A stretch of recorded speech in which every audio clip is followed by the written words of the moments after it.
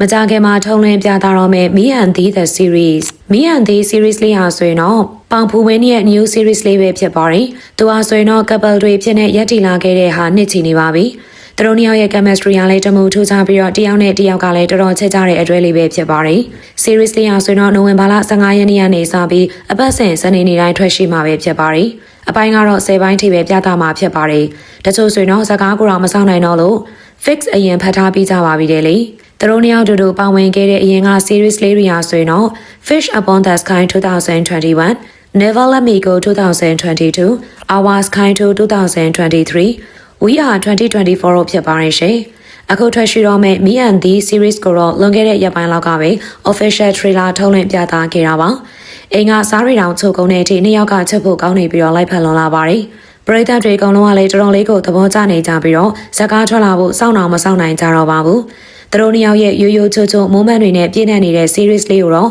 အားလုံးပဲအတူတူစောင့်မျှော်ကြည့်လိုက်ကြရအောင်ပါလားရှင်။